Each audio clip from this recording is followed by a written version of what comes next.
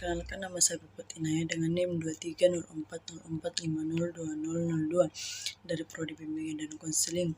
Baik, di sini saya akan menjelaskan profil tentang John Lotke. John Lotke lahir pada tanggal 29 Agustus 1632 dan meninggal pada tanggal 28 Oktober 1704. Adalah seorang filsuf dari Inggris yang menjadi salah satu tokoh utama dari pendekatan empirisme. Selain itu, di dalam bidang filsafat politik, Lotke juga dikenal sebagai filsuf negara liberal bersama dengan rekannya Isaac Newton. Lotke dipandang sebagai salah satu figur terpenting pada era pencerahan. Selain itu, Lotke menandai lahirnya era modern dan juga era pasca Descartes atau post-Cartesian, karena pendekatan Descartes tidak lagi menjadi satu-satunya pendekatan yang dominan di dalam pendekatan filsafat waktu itu. Kemudian Lotke juga menekankan pentingnya pendekatan empiris dan juga pentingnya eksperimen-eksperimen di dalam pengembangan ilmu pengetahuan. Filsafat Lotke dapat dikatakan anti-metafisika. Ia menerima keraguan sementara yang diajarkan oleh Descartes, tetapi ia menolak intuisi yang digunakan oleh Descartes. Ia juga menolak metode deduktif Descartes dan menggantinya dengan generalisasi berdasarkan pengalaman, jadi induksi. Bahkan Lotke menolak juga akal atau reason. Ia hanya menerima pemikiran matematis yang pasti dan cari penarikan dengan metode induksi. Pemikiran Descartes dan kawan-kawannya tentang ide bawaan yang menjadi cikal bakal lahirnya aliran rasionalisme mendapat kritikan tajam dari John Lotke. Lotke secara tegas menolak rasionalisme Descartes yang mengedepankan akal sebagai sumber pengetahuan.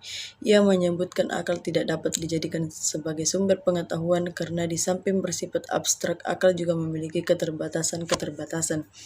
Menurutnya, yang menjadi sumber pengetahuan adalah pengalaman dan kemampuan kita untuk belajar dan mengetahui tentang dunia melalui panca indera. Lotke meyakini bahwa manusia saat dilahirkan berada dalam keadaan kosong. Berbagai ide yang ada dalam benak setiap orang sesungguhnya berasal dari pengalaman yang diperoleh melalui panca indera. Gagasan inilah yang kemudian dikenal dengan teori tabula rasa. Teori tabulorisme Lotke diyakini bahwa cikal bakal lahirnya aliran empirisme adalah sejarah perkembangan filsafat. Para ahli filsafat mengakui bahwa di tangan empirisme Lotke, filsafat mengalami perubahan orientasi. Jika pada masa Descartes pengetahuan yang paling berharga bersumber dari akal, maka Lotke memandang bahwa pengalaman yang menjadi dasar segala pengetahuan. Sudarsono mengemukakan sekilas pandangan para pengikut aliran empirisme yang menyebutkan bahwa akal tidak dapat melahirkan pengetahuan dari dirinya sendiri. Akal serupa dengan mencari kertas yang tanpa tulisan, yang menerima segala sesuatu yang datang dari pengalaman. Lotke tidak membedakan antara pengetahuan indrawi dengan pengetahuan akali. Satu-satunya objek pengetahuan adalah gagasan-gagasan yang ditimbulkan oleh pengalaman lahiria dan pengalaman batinia. Di samping ajaran tentang filsafat pengetahuan, ajaran Lotke tentang etika juga menarik untuk ditelusuri, terutama berkaitan dengan teori-teori sebagaimana sesungguhnya manusia itu bersikap dan berperilaku. Di mata Lotke, manusia selalu digerakkan oleh keinginan untuk memperoleh kesenangan. Dalam ajaran tentang etika, John Lotke sangat menekankan agar kehidupan manusia selalu dibimbing oleh kepentingan jangka panjang. Yang dimaksud dengan kepentingan jangka panjang adalah kebijaksanaan, yaitu kebaikan yang selalu disebarkan, karena setiap penyimpangan dari kebaikan adalah gagalnya kebijaksanaan itu. Pernyataan di atas menunjukkan betapa Lotke sangat memperhatikan persoalan moral dalam kehidupan bermasyarakat. Ia menginginkan kebijaksanaan dalam berbagai bentuknya dapat terwujud dalam kehidupan sosial, sehingga manusia dapat melangsungkan kehidupannya secara wajar, normal, dengan selalu menjunjung tinggi nilai-nilai HAM dan kemanusiaan. John Lotke, seorang filsuf pada abad ke-17, terkenal karena kontribusinya terhadap teori politik dan epistemologi. Pemikirannya tentang hak asasi manusia, hak milik, dan konsep tabula rasa memiliki relevansi yang signifikan dalam konteks konseling.